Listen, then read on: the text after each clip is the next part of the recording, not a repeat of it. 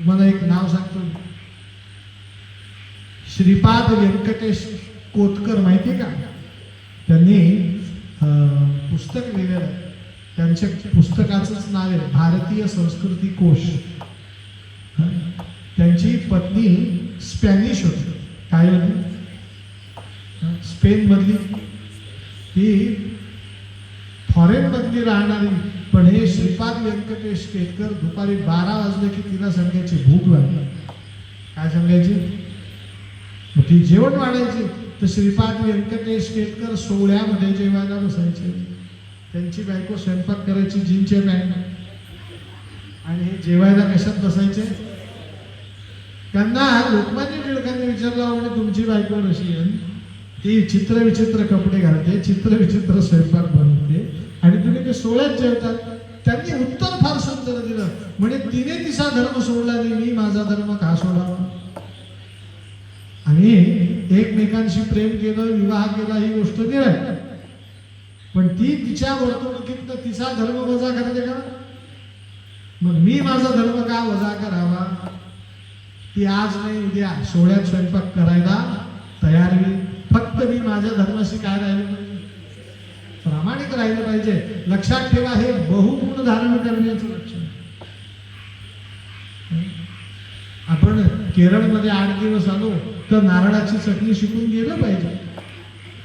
गेले. लक्षात ठेवा, मी विनोद नाही सांगितला तुम्हाला. आपल्याला केरळमध्ये, तामिळनाडूत जर शिकलो नाही तर दुसरीकडे कोण शिकले? प्रभू रामचंद्रांचा हा गुण आहे. जिथे जातात तिथे काय करतात? शिक्षण घेतात. तिसरी गोष्ट, अभिवादनशीलस्य. प्रभू रामचंद्र प्रत्येकाशी बोलताना आधी अभिवादन करतात. वयाने लहान असेल तरी प्रभू रामचंद्र आलिंगन देऊन अभिवादन देतात. पण समोरच्या व्यक्तीला मान सन्मान दिलाच पाहिजे. लक्षात ठेवा, या जगतात मुंगीला सुद्धा काय सांगितलं? अहो, मान अपमान आपल्याला कधीपासून जन्माला समजायला लागला? जन्मतः 12 वाजता एखाद्या स्त्रीला बाळ झालं, आपल्याला 12:15ला समजलं, 12:30ला आपण बाळ पाहायला गेलो, तर ते अर्धा तासापूर्वी जन्मलेलं बाळ, त्याला दृष्टी आलेली नसते. त्याला हौशीने आजी म्हणून आपल्या मांडीवर देतात.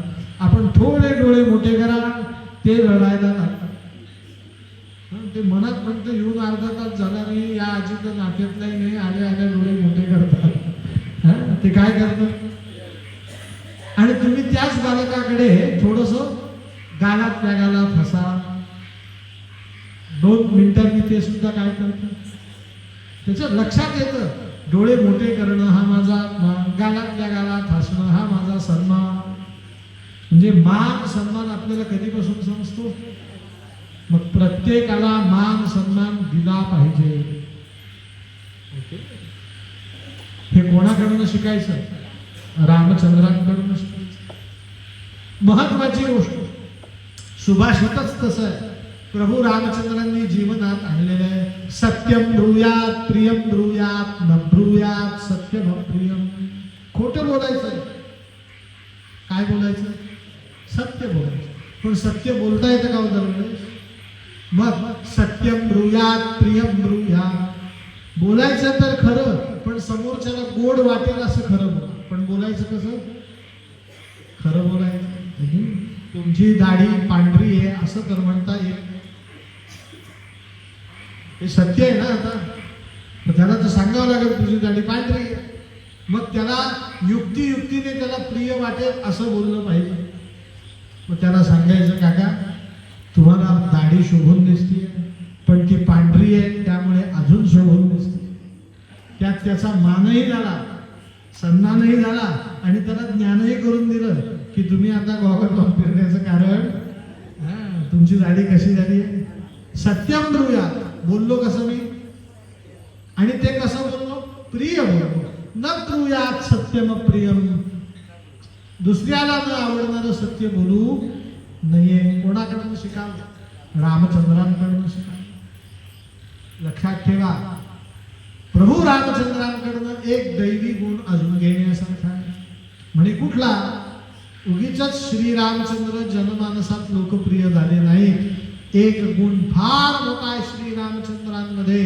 श्रीरामचंद्र प्रत्येकाशी बोलताना एक वीतभर अंतर राखतात. काय राखतात? आयुष्यामध्ये अंतर राखणं फार महत्वाचं आहे. जवळीक साधावी. प्रत्येक नात्याला एक विशिष्ट जवळीक सांगितलेली आहे, पण ती जवळीक साधताना अंतर किती ठेवायचं? एक भीतीचं अंतर ठेवायचं. सुटण्यास जास्त सांगणे न लगे, अंतर ठेवून राहायचं. अन्यथा तुम्ही अंतर जर ठेवलं नाही तर तुमची उद्या किंमत शून्य झाल्याशिवाय राहणार. संस्कृतमध्ये म्हणे, आपण मराठीत वापरतो, अति परिचयात अवज्ञा. अति परिचय करून घेऊ नये, विधभर अंतर ठेवा. परिणाम प्रभू रामचंद्र, लक्ष्मण, भरत, शत्रुघ्न ही चारही भावंड प्रिय झाली.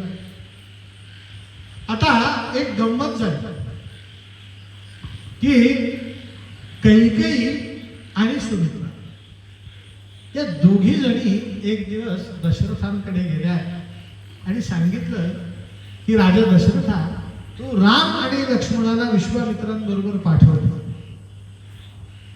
परिणाम चारही भावंडांचं शिक्षण वसिष्ठ ऋषींच्या आश्रमात झालेलं आहे, पण त्याला आपण नाव प्रायमरी शिक्षण, प्राथमिक शिक्षण. पण राम आणि लक्ष्मण हे दोघही जण हायर एज्युकेशन घेऊन आले, म्हणजे ग्रॅज्युएशन कंप्लीट करून आले. पण भरत आणि शत्रुघ्न हे दोघ जण हायर एज्युकेशन पासून राहिलेले आहेत. आणि विश्वामित्र ऋषी आता सिद्धाश्रमात ध्यान लावून बसले. यांच्या पुढच्या शिक्षणाची काही व्यवस्था राजा दशरथाने कैकेयीचे वडील, ज्यांचं नाव राजा अश्वपती. काय नाव सांगा मला.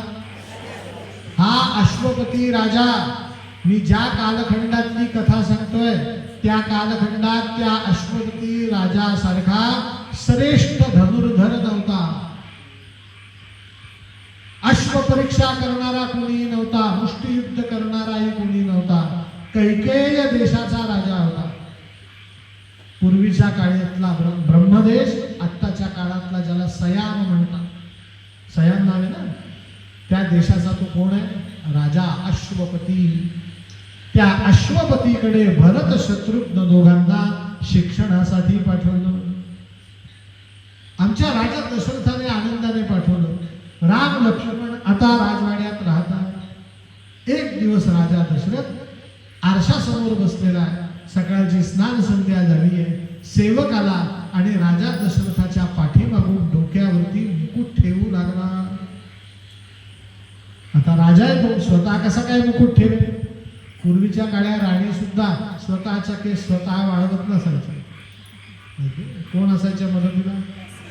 हा राजा आहे, मुकुट कोण घालणार त्याला? सेवक. तो मुकुट घातला सेवकाने. तो मुकुट बरोबर बसलाय की नाही? राजा दशरथ आरशात थोडीशी मान वाकडी इकडे तिकडे करून पाहतो.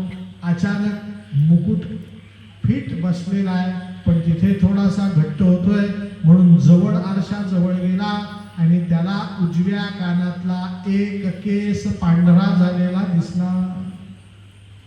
काय दिसला? बघा, वाल्मिकीचं लिखाण आहे. तो सांगतो कानाचाच केस का दिसला? जणू तो केस कानात सांगत होता की राजा दशरथा, आज एक झाला, उद्या परवा 4 होती. 4चे आता तुझी गाडी चढाव संपला, आता काय आहे? उतार आहे.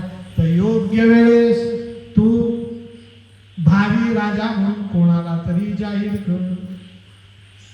तर राजा दशरथाने त्या कानातल्या केसाला पाहून चिंता व्यक्त केली आणि पहिल्यांदा राज्यसभा भरवली.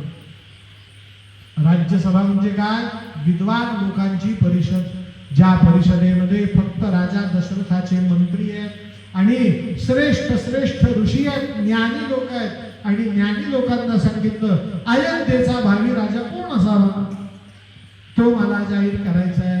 सगळ्यांनी एक मुखाने नाव ठरवलं. राजाधिराज प्रभु रामचंद्र भगवान की. अपेक्षित उत्तर होतं राजा दशरथाला मिळालं. आता राज्यसभेतला प्रश्न लोकसभेत मांडला.